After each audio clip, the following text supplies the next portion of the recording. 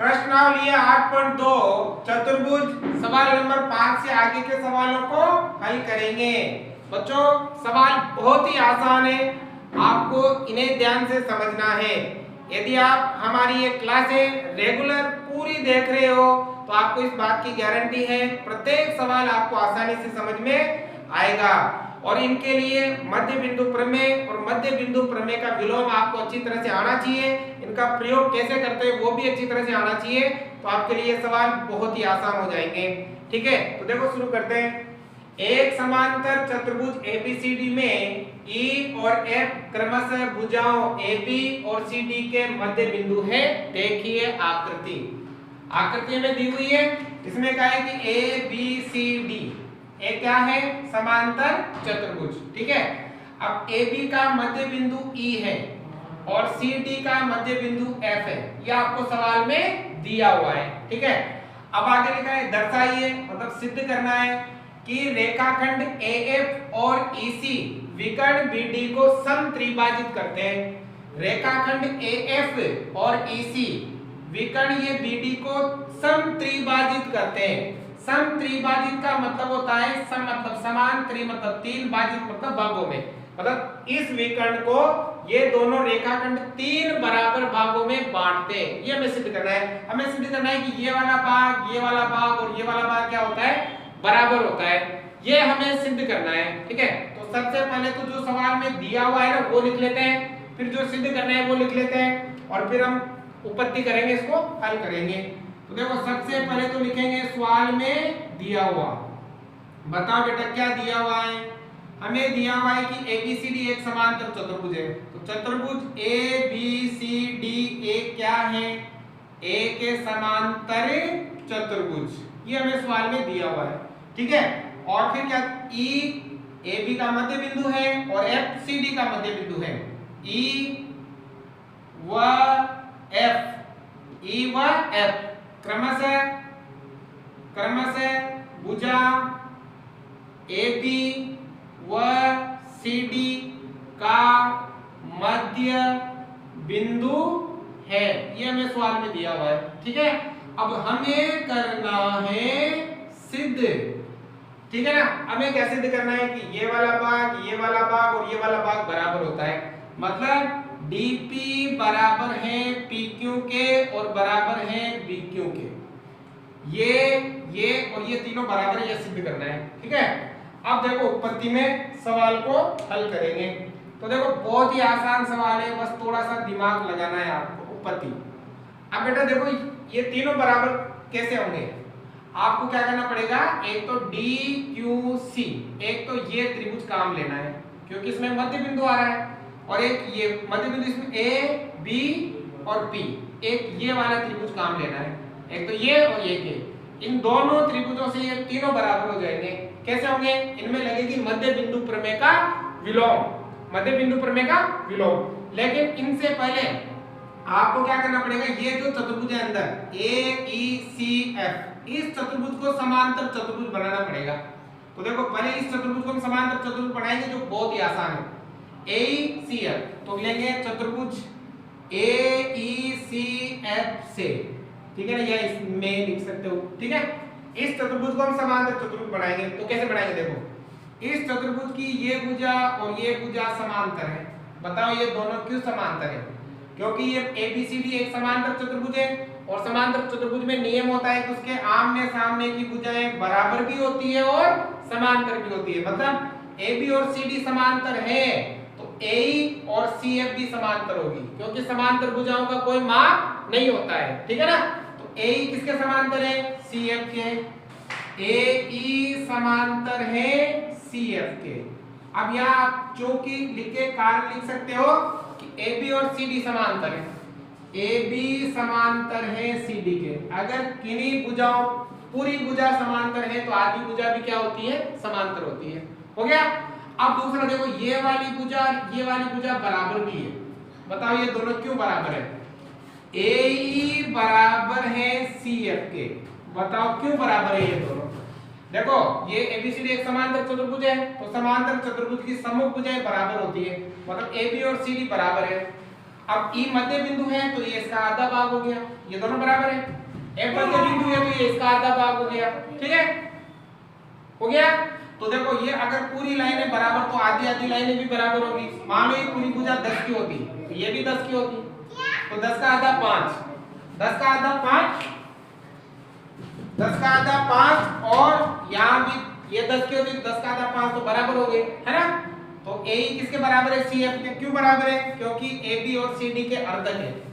A B व C D के अर्धक, भुजा ए बी व सी डी के अर्धक है, यानी कि पूरी भुजाएं बराबर तो आधी भुजाएं भी क्या होगी, बराबर, हो गया। अब देखो ये भुजा इसके समांतर, ये भुजा इसके बराबर, तो जिस चतुर्भुज की सम्मुख भुजा का एक युग्म बराबर भी हो और समांतर भी हो, कौन सा चतुर्भुज कहलाता है, समांतर चतुर्भुज। तो ए ई सी एफ क्या हो गया है, समांतर चतुर्भुज। अगर ए ई सी एफ एक क्या है, एक समांतर चतुर्भुज है, समांतर चतुर्भुज है। अब देखो ये समांतर चतुर्भुज हो गया ना, तो ये वाली भुजा और ये वाली भुजा भी समांतर हो गई, क्योंकि समांतर चतुर्भुज में नियम होता है कि उसके आमने सामने एक भुजा समांतर भी होती है और बराबर भी होती है। तो हमें इन दोनों भुजाओं को समांतर करने के लिए यही इस चतुर्भुज को क्या किया है, समांतर चतुर्भुज किया है। तो ये वाली भुजा इसके समांतर है ना, ये पूरी भुजा इसके समांतर है, हो गया, हो गया ना। अब क्यों हो गई समांतर, क्योंकि ये एक समांतर चतुर्भुज है, हो गया। अब देखो एक त्रिभुज लेना है डी क्यू सी, ये वाला डी क्यू सी त्रिभुज, सॉरी त्रिभुज डी क्यू सी में, है ना, ये त्रिभुज लेना है आपको। अब इसमें लगेगी मध्य बिंदु प्रमेय का विलोम। तो देखो मध्य बिंदु प्रमेय का विलोम क्या होता है, यदि किसी त्रिभुज की एक भुजा पर मध्य बिंदु हो तो मध्य बिंदुओं से गुजरने वाली रेखा तीसरी भुजा के समांतर हो तो इस भुजा पर भी क्या होता है, मध्य बिंदु होता है। अगर आपको सवाल में दे रखा हो कि ये मध्य बिंदु है, ये और ये समांतर है, तो आप लिख सकते हो कि इस भुजा पर भी क्या होगा, मध्य बिंदु होगा। क्यों होगा, मध्य बिंदु प्रमेय के विलोम से। अब देखो इस त्रिभुज में डी क्यू सी, ये वाला जो त्रिभुज है ना, इसमें ये एफ क्या है बेटा, सी डी का मध्य बिंदु, क्योंकि हमें सवाल में दिया हुआ है ना। तो सबसे पहले देखो एफ क्या है, सी डी का मध्य बिंदु, है ना। क्यों है, क्योंकि हमें दिया है, सवाल में दिया है इसलिए मध्य बिंदु है, हो गया। और दूसरी देखो ये तो मध्य बिंदु हो गया, और ये वाली रेखा ये वाली रेखा समांतर है। क्यों, क्योंकि समांतर चतुर्भुज की सम्मुख भुजा है, अभी सिद्ध किया हमने। तो पीई पीएफ किसके समांतर है, क्यूसी के। पीएफ समांतर है क्यूसी के। बताओ बेटा क्यों समांतर है, आप लिख सकते हो चतुर्भुज, है ना, क्या नाम है, ये रहा ए ई सी एफ की कौन सी भुजा, सम्मुख भुजा। क्योंकि देखो मैंने बताया था यदि पूरी भुजाएं समांतर तो आधी भुजाएं भी समांतर होती है, समांतर भुजाओं का कोई माप नहीं होता है। अब नियम लगा देंगे मध्य बिंदु प्रमेय कि देखो एक भुजा पर तो है मध्य बिंदु और ये वाली रेखा तीसरी रेखा के समांतर है, तो पी भी क्या होगा, मध्य बिंदु होगा, किसका, डी क्यू का। अतः इसलिए पी क्या होगा, डी क्यू का मध्य बिंदु होगा, मध्य बिंदु होगा ना। क्यों होगा, यहाँ क्योंकि मध्य बिंदु प्रमेय के विलोम से। अगर मान लो इतना बड़ा नाम नहीं लिखना चाहते हो और प्रमेय नंबर याद है तो यहाँ प्रमेय नंबर कितने 8.10 पे लिख सकते हो, ये 8.10 प्रमेय। अब बेटा देखो ये P डी क्यू का क्या है, मध्य बिंदु है, मध्य बिंदु इसका मतलब ये वाला भाग और ये वाला भाग क्या हो जाएगा, बराबर। तो डीपी किसके बराबर है, पी क्यू के, इसलिए डीपी बराबर है पी क्यू के। देखो ये दोनों तो बराबर हो गए, अब इन दोनों को भी बराबर करना है। इसके लिए आपको लेना है ए बी पी, ये वाला त्रिभुज, क्योंकि मध्य बिंदु आ रहा है, ये और ये समांतर है, ये भी मध्य बिंदु होगा तो ये दोनों भी बराबर हो जाएंगे। तो त्रिभुज कौन सा लेना है, अब लेना है त्रिभुज ए बी पी, त्रिभुज ए बी पी से। अब देखो इस त्रिभुज में ए बी पी में ई क्या है, ए बी का मध्य बिंदु, और ये वाली रेखा क्या है, समांतर, क्योंकि समांतर चतुर्भुज की सम्मुख भुजा है। तो क्यू बी क्या होगा, पी बी का मध्य बिंदु होगा। तो ये सेम इसी तरह से यहाँ करना है। तो अब आपको इतना लिखने की आवश्यकता नहीं है, आप डायरेक्ट क्या लिखो, इसी प्रकार। समझ में आ गया ना आपको? आप चाहो लिखना चाहो तो लिख देना कि ई क्या है, एबी का मध्य बिंदु। ये वाली रेखा क्या है, समांतर।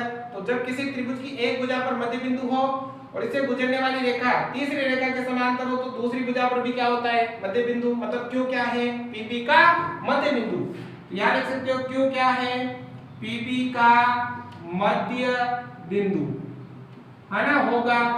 क्यों होगा, कारण लिख देना, वही मध्य बिंदु प्रमेय के विलोम से होने वाला है, बस आपका सवाल, है ना। अब देखो क्यू पीबी का मध्य बिंदु है, तो ये वाला भाग और ये वाला भाग क्या होगा, बराबर होगा। मध्य बिंदु दो बराबर भागों में बांटता है, तो पी क्यू किसके बराबर होगा, बी क्यू के। इसलिए पी क्यू बराबर होगा बी क्यू के। हो गया। अब इसे मान लो समीकरण नंबर 1 और इसे मान लो समीकरण नंबर 2। यहां देखो समीकरण नंबर 1 व 2 से, तो देखो dp किसके बराबर है, pq के, और pq किसके बराबर है, bq के। तो ये तीनों क्या हो गए, बराबर। देखो ये वाला इसके बराबर और ये वाला इसके बराबर, तो तीनों क्या हो गए, बराबर हो गए। तो देखो p यहाँ dp किसके बराबर है, pq के। dp बराबर है pq के। अब बराबर dp बराबर है, अब pq किसके बराबर है, bq के। pq बराबर है bq के। हो गए तीनों बराबर। क्या सिद्ध करना था, ये सिद्ध करना था, इति सिद्धम। तो देखो कितना आसान है। अब आप चाहो तो नीचे पूरी रामायण लिख सकते हो, क्या, अतः सिद्ध हुआ कि AF व EC रेखाखंड विकर्ण BD को 3 बराबर भागों में बांटता है या समत्रिभाजित करता है। आप लिख देना आगे, ठीक है। तो आगे समझ में, उतारो भाई। देखो सवाल नंबर 6, ये भी आपके बहुत ही आसान है, ध्यान से समझना है। सवाल नंबर 2, 3 की तरह ये सवाल। तो देखो दर्शाइए कि किसी चतुर्भुज की सम्मुख भुजाओं के मध्य बिंदुओं को मिलाने वाले रेखाखंड परस्पर समद्विभाजित करते हैं। समद्विभाजित मतलब 2 बराबर भागों में बांटते हैं। देखो सबसे पहले तो चित्र बनाना है, इसका आपको बनाना पड़ेगा। क्या करना है, चतुर्भुज बनाना है, कोई सा भी एक चतुर्भुज बना लो। देखो यहाँ पर हमने ये एक चतुर्भुज बना लिया है, ठीक है ना। कोई सा भी चतुर्भुज आपको बनाना है, ठीक है। इसका नाम दे दिया A B C और D, ठीक है। अब कह रहा है कि चतुर्भुज की सम्मुख भुजाओं के मध्य बिंदुओं को मिलाने वाला रेखाखंड। तो देखो इस चतुर्भुज में मध्य बिंदु लेने, एक AB का मध्य बिंदु हो गया P, BC का मध्य बिंदु हो गया Q, CD का मध्य बिंदु R और इसका मध्य बिंदु ले लेते हैं S, ठीक है। अब जैसे सवाल नंबर 2 और 3 में मध्य बिंदुओं को मिलाया था ना, तो वैसे एक चतुर्भुज बना लो यहाँ पर भी। ये देखो ऐसे मध्य बिंदुओं को मिलाने से एक चतुर्भुज बनेगा, कौन सा, P Q R और S। बढ़ गया ये चतुर्भुज। अब बेटा क्या करना है, इस चतुर्भुज को आपको समांतर चतुर्भुज सिद्ध करना है। जैसे आप इसको समांतर चतुर्भुज सिद्ध करोगे, तो देखो मध्य बिंदुओं को मिलाने वाला रेखाखंड, एक रेखाखंड ये और एक रेखाखंड ये हो गया। मध्य बिंदुओं को मिलाने, सम्मुख भुजाओं के, मतलब इस भुजा के मध्य बिंदु को मिलाना है, इस भुजा के मध्य बिंदु को मिलाना है। तो ये 2 रेखाखंड हो गए। तो ये 2 रेखाखंड क्या करते हैं, समद्विभाजित करते हैं। मतलब ये वाला भाग इसके बराबर है, ये वाला भाग इसके बराबर है। ये आपको सिद्ध करना है। तो इसके लिए क्या करना पड़ेगा आपको, कि ये जो PQRS से एक चतुर्भुज बना, इस चतुर्भुज को आप समांतर चतुर्भुज सिद्ध कर दोगे। कर देंगे, जैसे सवाल नंबर 2 में किए, 3 में किए, कर लेंगे। जैसे इसको समांतर चतुर्भुज सिद्ध करेंगे, तो ये जो दोनों हमने बनाए थे, ये इसके विकर्ण है। क्या है, विकर्ण। और समांतर चतुर्भुज के विकर्ण परस्पर क्या होते हैं, समद्विभाजित होते हैं। तो सिद्ध हुआ। सवाल नंबर 2 और 3 की तरह सेम है। कैसे, सबसे पहले तो लिखो जो सवाल में दिया हुआ है। सवाल में दिया हुआ, बताओ क्या दिया हुआ है, चतुर्भुज ABCD में क्या है, P Q R व S क्रमशः भुजाओं क्या नाम है, AB BC CD व DA के मध्य बिंदु है, ये हमें दे रखा है, ठीक है। अब हमें करना है सिद्ध। क्या सिद्ध करना है, कि देखो ये PR और SQ ये दोनों क्या होते हैं? परस्पर समद्विभाजित होते हैं। क्या होते हैं? समद्विभाजित। तो क्या लिखेंगे? लिख दो, सम्मुख भुजाओं के मध्य बिंदुओं को मिलाने वाला रेखाखंड परस्पर समद्विभाजित करते हैं। तो हमें सिद्ध करना है कि मध्य सम्मुख सम्मुख सम्मुख भुजाओं के मध्य बिंदुओं को मिलाने वाले रेखाखंड परस्पर क्या होते हैं? परस्पर समद्विभाजित होते हैं। परस्पर समद्विभाजित होते, ये सिद्ध करना है आपको। मतलब इसको इससे मिलाओगे और इसको इससे मिलाओगे, ये दोनों समद्विभाजित करते हैं और ये दोनों इस अंदर वाले त्रिभुज के विकर्ण बन जाएंगे, है ना? तो अब सिद्ध करो भाई, कैसे करना है? अब देखो इसके लिए एक छोटी सी क्या करनी पड़ेगी आपको? रचना। बताओ क्या रचना करोगे? समझ में आ गया होगा? बताओ क्या रचना करोगे? एक विकर्ण मिलाना है आपको, तो क्या लिखेंगे? विकर्ण AC खींचा, एक विकर्ण खींचा जिसका नाम क्या है? AC। किस दिया भाई? अब देखो उपपत्ति में बिल्कुल आसान है, बिल्कुल आसान है भाई। उपपत्ति में कैसे करेंगे? देखो बताओ, ये विकर्ण खींच दिया हमने। अब देखो, एक इस विकर्ण के ऊपर एक त्रिभुज और इस विकर्ण के नीचे एक त्रिभुज, ये दोनों त्रिभुज काम लेने हैं। पहले तो ACD लेना है, कोई सा ले सकते हो त्रिभुज ACD में। अब देखो बेटा, इस त्रिभुज में मध्य बिंदु प्रमेय लगेगी इसमें। इस त्रिभुज में देखो S क्या है?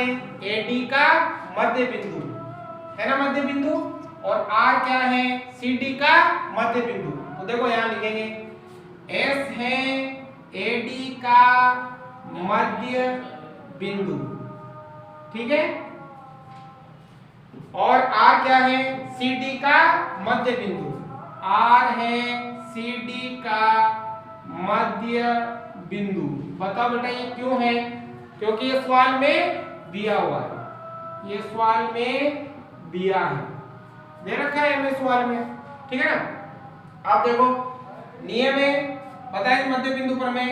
अगर किसी त्रिभुज की दो भुजाओं पर मध्य बिंदु हो तो मध्य बिंदु को मिलाने वाला रेखाखंड तीसरी भुजा के क्या होता है?